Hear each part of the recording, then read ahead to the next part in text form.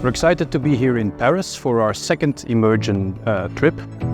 For this European Executive MBA, we have 6 trips, and this is the second trip where we are in Paris focusing on sustainable finance.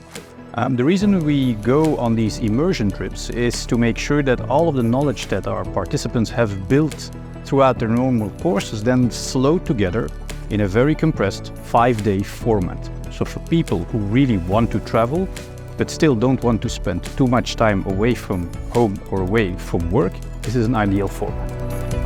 We have chosen Paris for this module on sustainable finance because Paris, after Brexit, has become one of the financial capitals of Europe.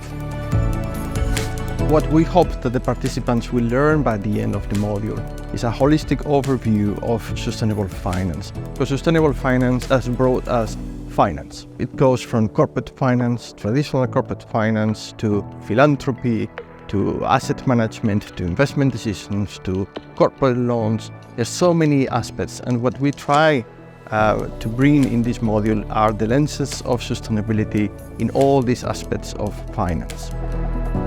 This module is indeed in a very safe operating space. We encourage the participants to be open on what they think or their experiences in the sustainability transformation in their corporations, what are the frustrations, what are the pain points that they face in every day, and then we try to solve them together, either by means of some content or by means of some peer-to-peer exchange of experiences, which is very important in an executive MBA.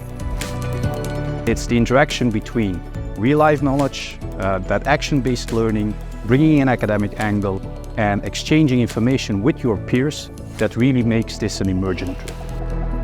In this module, it's not only about traditional class time with some learning. It's not only about the company visits. It's more than that. We had the chance to come the week of one of the most important conferences of technology in Europe called Viva. So we went to Viva.